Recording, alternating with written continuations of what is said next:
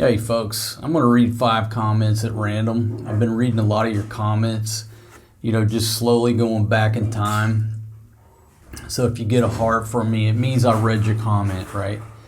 Some people are confused about what the heart means. It doesn't mean I agree or disagree. You get a heart, it means I read your comment. So I'm trying to go through every morning. I sit down and I'm going through comments, just going back in time. I just pull 5 at random. This isn't a Handsome Donkey show or nothing like that. These are just random comments. I know everybody likes the Handsome Donkey shows, but I don't have enough Handsome Donkey comments anymore to even do a show. But I said, you know what? Anytime that something just sparks my interest, I'm going to fire up a video and talk about it. So this was from a year ago from Jeffrey. Says, hey Marco, how's everything in the province? I met you when you were cruising your Tesla chopper by a bar in front of Clark, me and my wife Joan. Anyway, cheers, have a good day. Just got back to the States, but I'll be returning for good in November. Gotta love the retirement. So shout out to you, Jeff. First of all, I don't know if you're here now or still planning, or if your plans changed, but a year ago you said you would be returning for good in November. I'm assuming that's last month. Let's see. I wanted to thank you for everything. I met my wife because of watching your YouTube videos back in 2018. I was in the Navy. I was in the Navy station at QB Point back in 79 to 83, and I went on a holiday to Beloit Beach. You said stay at the Blue Rock. I did, bro. That's where I met my beautiful wife. All right. Okay, so I'm responsible in a way for you meeting your wife. That's too cool. And always love staying at the Blue Rock. It's just where we stay right there.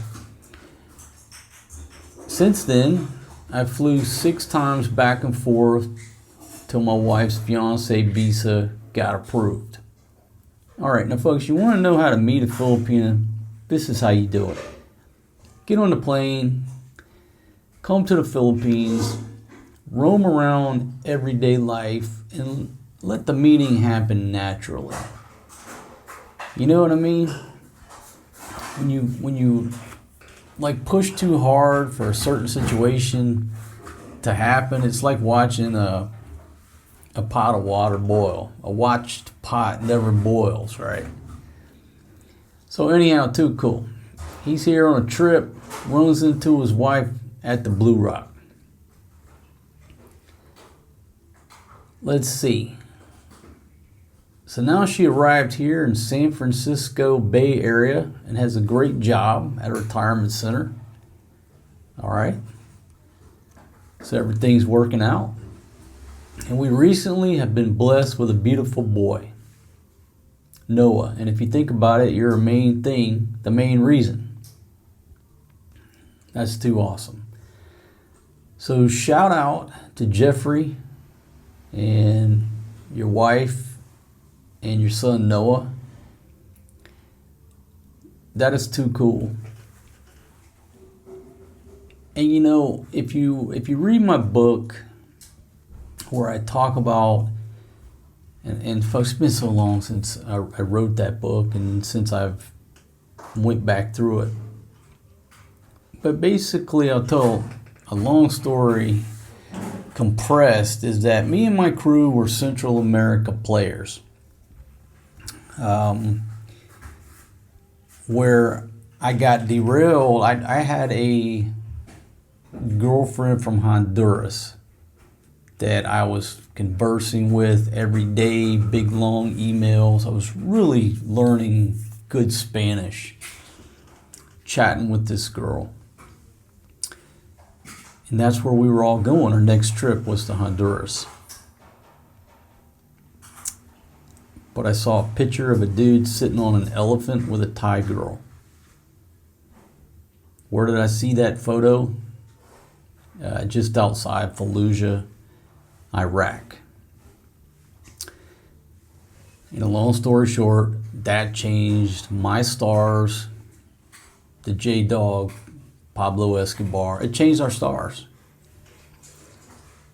Because I sat down and I told him, I said, hey, we're going to Thailand. And that trip ended up in, you know, marriages to Thai girls. I moved to Thailand because of that gentleman, and then eventually came to the Philippines.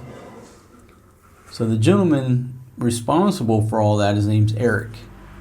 Shout out to you, man, wherever you're at. You don't know how many lives you've changed because of that conversation that we had, and because of that picture I saw of you sitting on that elephant with the Thai chick. My two children are a direct or indirect, however you want to look at it, result of my buddy Eric and that picture that I saw that day in Fallujah. And I'm not saying I wouldn't have kids. I'd have kids running around, but they would be half Honduran, if I had to guess. Somewhere over that way. But Eric changed my stars, put me on this side, this region of the world. And these kids are a result of that. So if you want to go back and credit Jeffrey, you know, if we sat down about how many people's lives have been changed and you go back in time, it all happened because of this gentleman, my friend Eric.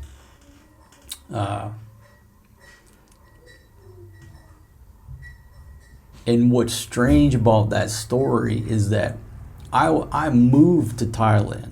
I was in Thailand, living in Thailand, walking right there in front of the beer garden next to the walking street sign. Now, I hadn't talked to Eric since that day in Fallujah, years before. Thank you very much, baby, for bringing me this beautiful cup of brewed coffee. I hadn't seen him in years, and I just ran into him in front of the entrance to the beer garden, right there by the walking street sign and patio. And I told him, I said, man, you don't realize how many lives you changed. And we're talking about the ladies and partying and everything. And he said, man, you need to check out a place called Angeles City. I said, where the hell's that? Never been to the Philippines at that point. He said, man, I had some boys come back, 3 buddies come back from Angeles City. They said they walk into this place, you know, and there was like 200 girls in there. They were the only people there. He said, you got to check out Angeles City. He said, you know, it used to be one of our Air Force bases there. Then I ended up getting a divorce, and then my buddy said, hey, man, you know, down on your luck, whatever, let me take you over to Angeles City. But see, Eric had already told me about it. So he's responsible for me getting to Thailand, everything that's went down there, and then he's responsible, along with my buddy Doc Wayne, of everything that's went down in the Philippines. But it's just so crazy how I ran into him that day. You cannot make this stuff up. It was like, I don't know. It makes you just really expand the realm of possibilities as to what really goes on in the universe. And then through all of my exploits here on this old YouTube, it's indirectly, directly, however you want to look at it, resulted in dozens of relationships, marriages, children, and this is not the only story where people have sent me emails and said, hey man, you know, you're the reason I'm here, you're the reason I got married, you're the reason I got kids. It's pretty awesome. It's a pretty awesome feeling. But really, I got to go back and give credit to a dude named Eric. You know, and anyhow, it's just funny how the chain of events in life happen. And you look at those points that if you hadn't went to the grocery store that day and met some chick in the produce section, you know, you wouldn't have 4 lovely children or what have you. Anyhow, so again, shout out to Jeffrey. and Noah and your beautiful wife. And again, I don't know if you're here now or if you're still in California, but what a cool story. All right, from 4 years ago, this is from my buddy California Swede. He says, you and your family, your life seems 10 times better when living and hanging out around beaches and water activities.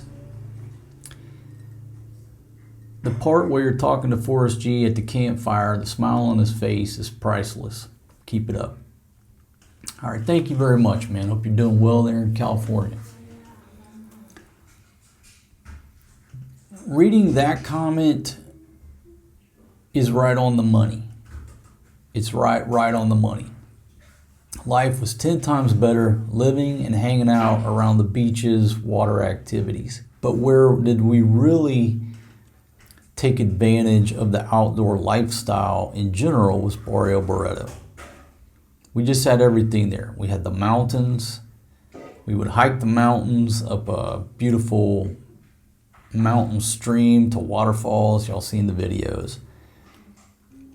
We were climbing mountains, a lot of hiking / mountain climbing, not technical climbing, but you know what I'm talking about.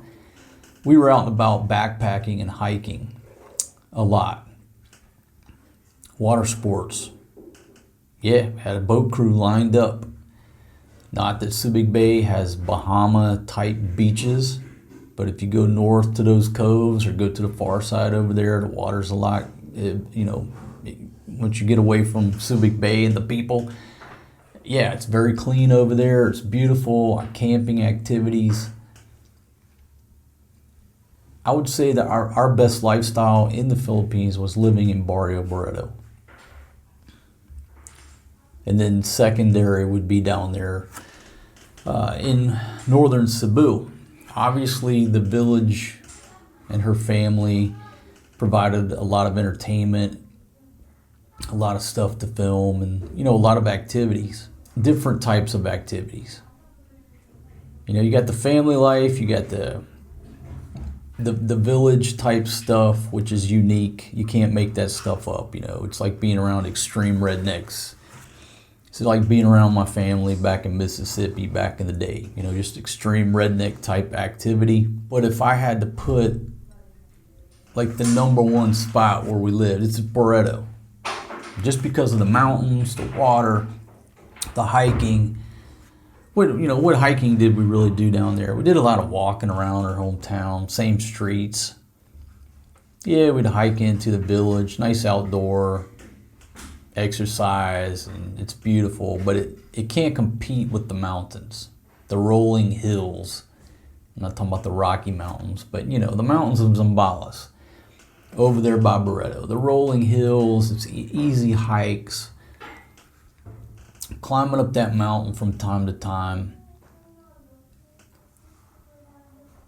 Plus you're there with the amenities, the infrastructure, the proximity to Manila and Clark. So that is a very valid point. Life is much better when we're around the beaches, the water activities, the outdoor lifestyle. So, with that said, where are we currently sitting? Well, we're in Angeles City, and we're I call this suburban lifestyle training. We're here at this beautiful house I call the mansion. We're in an upscale neighborhood living around basically rich Filipinos. There's some foreigners that live in here, but mostly in our neighborhood, it's rich Filipino folks, which has been good for me to see a different side of the Philippines. Now, obviously, I don't show you, I'm not going to sit here and film in a neighborhood like this and show you everybody else's life. I show you our life, I show you this house. But it's been refreshing living around the rich people in this country. It's been educational, it's been refreshing. When most of the time, where am I living? I'm living out on the cheap, on the local economy, roosters, goats, vid jokey till 2 in the morning, everybody drinking every night, and you get sort of burnout on that type of activity. Yeah, it's interesting, but when you're not drinking, you get burnt out on that. And then you live around people who are more focused on education and making money, and it's been refreshing. With all that said, for what we do, it's boring. For hanging around beaches and water activities versus sitting here in a suburban lifestyle, there's no contest. It's a basic suburban style, boring lifestyle. I see your comments. I read your comments. I don't reply, but I read the comments, right? You get a heart, it means I read it.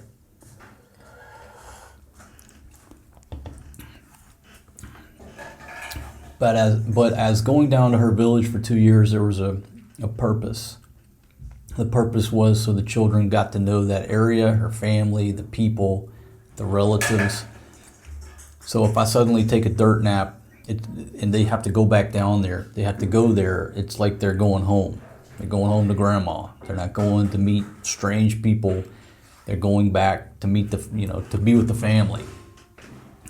So that objective was accomplished. Living here and sort of living the suburban lifestyle, we're halfway through it. Where do we go next? You need to settle down. Those kids need some stability. They need to live in the same house for their entire life. I have a different opinion. 52, so what I got? About 18 good Christmases left. I kept saying 20 for a while. Now I'm down to 18, I'm 17. Before my body starts slowing down, if I make it that long. So we're running out of time. My daughter in 10 years is going to be on her own, doing her own thing. So really, I got 10 Christmases. I got 10 Christmases where my little family is together like this, and we can go different places and do different things and live different lifestyles before, my daughter is either in college or wherever she's going.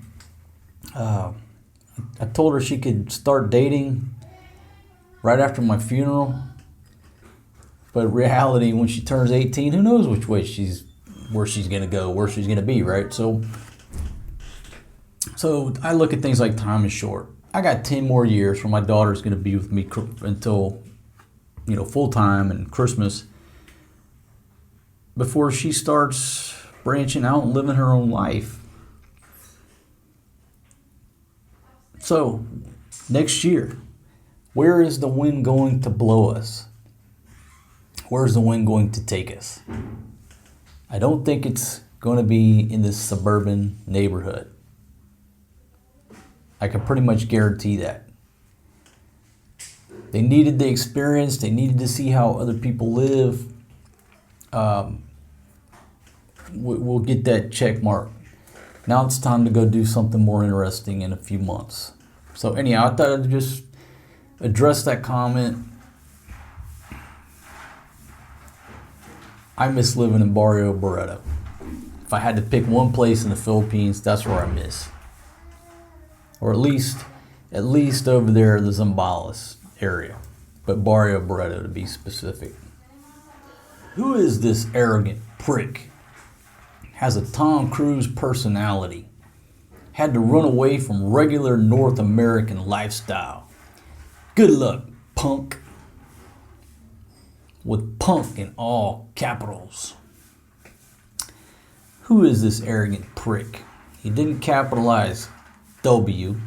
There's an extra space after the K and the question mark. No capital on the H for has.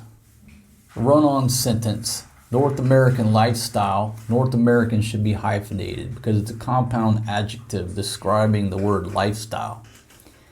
Should be a period there. Good luck, punk.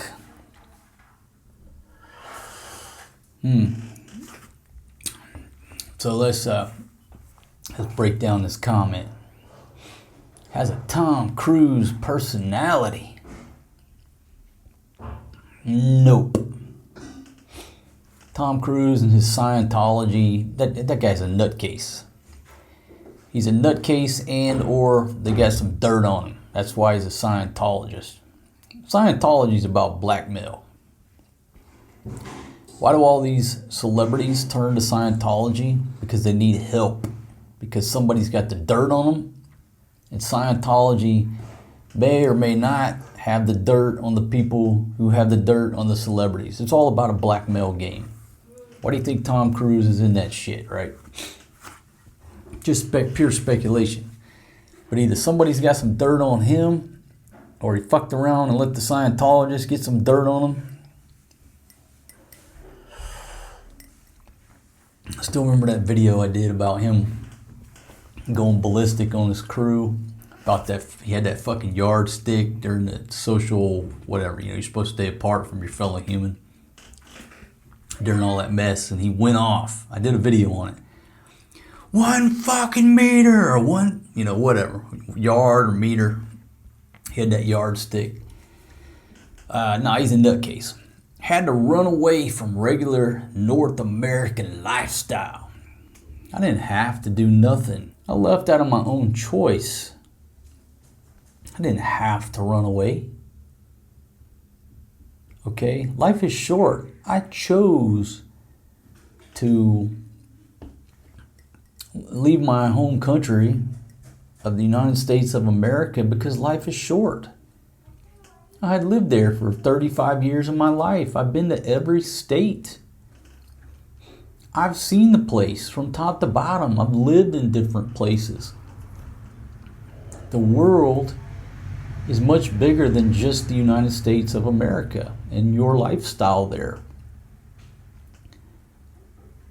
And I chose to explore more of planet Earth than just living in the backwoods of Mississippi for my entire life. And there's nothing wrong with that. If that's what you choose to do, that's your choice. Had to run away. Didn't have to run anywhere. I'm not running from anybody or anything. I choose to be where I'm at. Regular North American lifestyle. Yep, ain't interested in the current North American lifestyle. When I left America, things weren't too bad. But I didn't leave because it was horrible. Nowadays, people are leaving because life in America is not great right now. People are leaving because they would describe it as a horrible lifestyle over there. But that's not the reason I left. You couldn't get a woman in America. Okay, keep believing that. Keep believing that, okay? Some of y'all, I'm not going to convince you. Just because you can't get a woman and you don't have the courage, intestinal fortitude, the balls to leave North America and go look for other things in life, you lash out at me and call me a punk. Good luck, punk. Well, where you're sitting right now, 99% chance you're in America. That's where you're going to be. Right? Fact number one. Fact number two. Why are you watching my show about the Philippines, about Southeast Asia, about Thailand? Why? Why are you here? Do you think the algorithm just magically put one of my videos in front of your face, or is it because you wish you were here? But you can't be for whatever reason. Maybe you don't have the money. Maybe you got child support and you can't leave. I don't know what your situation is, man. But I do know, fact number one, you're here on my slice of digital real estate, and there's a reason why. Number two, you're lashing out. That indicates jealousy. Baby, this gentleman said I had to run away from a regular North American lifestyle. Calling me an arrogant prick. Had to run away. I'm busy. You're busy. All right, sorry about that. We got time for you, man. Anyhow, that just caught my eye. Good luck, pump. Thank you very much for that comment, man. Okay, this is a comment here. I talk about not letting your material possessions dictate your retirement plans. What to do with the grandfather clock when you retire. I'll address that right now. Put that motherfucker out on the curb. Put it in the nearest dumpster. Leave it in the house and say the grandfather clock comes with the house. You don't have any choice. Take a sledgehammer to it if the trash people won't take it. Don't let a grandfather clock impact your retirement plans, period. The grandfather clock basically symbolizes all of your possessions. You can't take anything with you when you die and take a dirt nap. So at some point, believe it or not, my redneck friends, and I'm a redneck, and I understand the value of our guns, or our fishing poles, or our tackle box. When you die, somebody else is going to take custody of your gun collection, your tackle box, your fishing poles, your 82 Camaro, whatever you got. Let's all agree that when you die, another man or typically another dude is going to take custody of all your tools and your most cherished possessions. Even if your daughter gets your gun collection, her husband's the one who's going to be out there with your guns at the range. It's going to happen. You can't take it with you. So when I decided that I was leaving the United States, I made that decision. Okay, I got to get rid of all this stuff. I can't travel, move to Southeast Asia with all this stuff. I gave away everything. I call it Project Giveaway. It took me like 2 years to give away all my stuff, to get rid of it. And everybody thought I was crazy. To the point that when I started getting rid of guns, people thought I was, they were like worried about me. Because rednecks don't get rid of guns. You got to be, ready to end it. Take a header off the Empire State Building for a redneck to start getting rid of guns.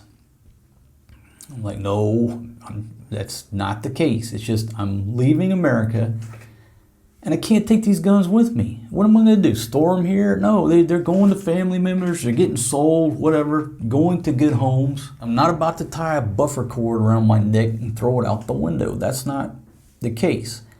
But it was a hard pill to swallow initially when you're going through this analysis paralysis. What am I going to do with my tools? What am I going to do with my guns? What am I going to do with this, that china cabinet, all this shit? And then you realize, fuck that grandfather clock. That shit's out of here. I'm ready to go to Southeast Asia and live life. I talk about that in so many videos because so many people, what am I doing with I got $20,000 worth of tools. No, you don't. You got $50 worth of tools. Try to sell them. Try to sell all your tools and see how much somebody will offer you. I gave a huge toolbox full of tools to my next door neighbor that I barely knew and didn't really like the guy because he was a pain in the ass. But you know what? I said, I got to get rid of these tools. That dude is one of those guys that collects tools. I got more tools than you. I killed him with kindness. I was like, hey man, you want some tools? Oh yeah, what do you got? All this shit, man, is yours. But you got to take it all. That dude, I Jedi mind screwed that guy. He still can't figure that shit out. Because again, we weren't real friends and really weren't good neighbors because of his activity versus my activity. We didn't talk. I gave that dude some tools on my way out. He's still perplexed as to what happened. Because I didn't explain to him. I don't think I explained I didn't explain properly that I was moving to Southeast Asia. I just fucking dropped a bunch of tools on him. Thought I was crazy. I slow flip houses This is from Waterbug. It's from about a year ago. So a lot of people, slow flip houses. They'll buy a house, slowly fix it up, what have you. Maybe you live in it while you're fixing it up and then put it up for sale. My current project, a couple raised 5 kids in. Both went to long-term care and one daughter lived in the house. She refinanced the house and spent the money on buying stuff off Home Shopping Network, etc. She lost the house to the bank and I bought it. The house was full of this family's lifetime. I had a yard sale, got $600, which covered the cost of a 40-yard dumpster. Kind of weird tossing an entire household, family pictures, etc. into that dumpster. I've pitched nearly all my junk. It's less than worthless. What a wonderful comment to illustrate and to prove my point. Thank you very much, Waterbug. This family's entire lifetime of buying and saving and collecting shit netted $600. The good stuff. And the gentleman who got custody of their lifetime full of shit used that $600 because he got rid of the good stuff for $600, had to take that money and spend it on a 40-yard dumpster to throw the rest of your lifetime of bullshit in there that nobody was interested in. So luckily, my buddy flipping the house broke even getting rid of your shit. See how that works? So if you're letting some type of sentimental material possession affect or impact your retirement plans, allowing it to be an obstacle for you to start enjoying life somewhere, wherever that is. This is the end result of all the anchors and your collections of knickknacks, guns, tools, bullshit. Yard sale, dumpster. There you go. Thank you very much. I pitched nearly all my junk. It's less than worthless. That's right. And then this is from my buddy. And folks, YouTube changed it up where I see your @ symbol now. I don't see your screen name. So this is @SciPods, my buddy in Korea. Shout out to you, my friend. You're right about Asia being your home. I've lived in Asia 20 years this year and still get asked when I'm going back to my home country. I get asked that all the time. Oh, when are you going back to America? I don't know what people's thought process is when they ask that, or I'm in the same boat. People ask me, when are you going back to America? The taxi drivers, when are you going back home? Motherfucker, this is my home. Southeast Asia is my home. When are you going back to America? Why? I don't get it. But they ask me that a lot too. I get a lot of comments. When are you going back to America? No time soon. Only way I'd go back to America at this point is if I have a death in the family. So I'm not hoping to go back anytime soon. I got no reason to go back there. I got no home to go back to. I got no car. There's nothing there for me other than my family. The UK doesn't feel like my home country anymore and is quite alien to me, although not been there in 10 years. The USA, I've been gone so long, it doesn't feel like my home country anymore. My home country is Thailand, and the US is very, very alien to me. When you leave for as long as my friend has, 20 years. He's been in Asia for 20 years. I've been over here, since 2012 full time. You miss everything that goes on in your home country. You miss the movements. You miss the political turmoil. You miss the prices, what music is on the radio every day. When I say I'm roughly like a 15-year caveman, it's like I've been in a coma for 15 years as to knowing what goes on in America. I'm like a 15-year caveman. I know what's going on in Southeast Asia. I know what's going on in Thailand. I know what's going on in the Philippines. Yesterday was 11 days. So 11 days ago, the U.S. agreed to sell Taiwan 11 point something billion worth of weapons. Yesterday was the 11th day. 11 days later, China has surrounded Taiwan for days of live fire drills. If you go to the US media, I go to the websites, it's nowhere. It's nowhere. But you know what? It's right out here. To me, it's right out here. Taiwan is just north of us, right? The South China Sea is right out here. This shit is going on right here in my backyard. That's what scares me on a daily basis and concerns me. I have no idea what's going on in DC, New York, Miami, LA. I have no idea. I know what's going on right out here in the South China Sea. So yeah, the US is very alien to me, especially in modern times. I have no idea what I can say and what I can't say. A lot of things that I say, people say, I can't believe you said that. So what? I'm a 15-year caveman. 15 years ago, I could say this. I could talk like this. Now you got all these dudes wearing skinny jeans over there getting offended by, every little thing that somebody says. I got no fucking clue what I can get away with. It's not because I'm that crazy. I'm drinking coffee. I'm sober. It's just that I don't know anything about that culture anymore. It's changed too much, right? But yeah, I still get the same questions, man. When are you going back? Why? Why would you ask that? For what? I don't get it. So that was my 5 comments.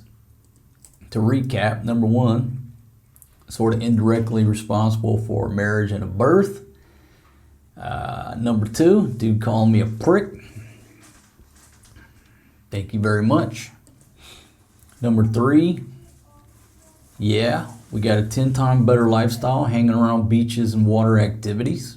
Absolutely. Number 4, don't let material possessions affect your retirement plans. And I'll take it further to say, don't let material possessions affect any strategic decision that you make. As I said in a previous video, people buy houses based on they need the square footage to put their shit in there. That's so silly. If you need more square footage, get rid of some shit in the current house that you have, and now you got a bigger house. This little office, I don't know, what is it? 8 by 12. I was too tight in here the other day. I'm like, you know what? I'm getting rid of some of this shit. I took 1 or 2 tables out of here, rearranged some stuff. Now I got plenty of room. I didn't need a bigger office. I just need to take some crap out. Now I got a bigger office. Your home country feeling alien to you.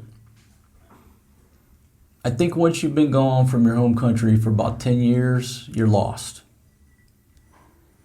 And so a lot of us who fall in this category, yeah, that's how we feel. We remember America from 15 years ago. That's our last real perception.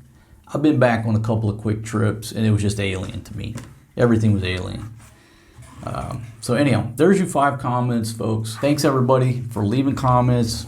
Again, every morning I sit down with my coffee. I read a bunch of old comments, just going back, I guess, reflecting and just taking a pulse of what was going on a year ago. And a lot of them I read before. But this time I'm giving the heart. That way, the heart is like a marker for me to say, hey, fool, you already read that comment. And it also lets you know that I read your comment. So it works out well. When I first started this game, they didn't have them hearts, some comments. I don't remember when they implemented that feature. That's my morning talk, folks. Leave your comments down below. Hit that subscribe button. And you know what? I was watching a video and a dude said, hit that subscribe button, and it lit up red. I'm telling you, I'm not crazy. If you say the right words, hit that subscribe button, smash that subscribe button, it will light up red. Now, if you're already subscribed, it probably won't. But if I say, smash that like button, hit that like button, it's supposed to light up red around the thumbs up button. So smash that like button. It lights up red. Trust me, I've seen it. I'm not crazy. All right, folks, I'm out of here. Get these ladies in gear. I'll see y'all on the next one. Peace out.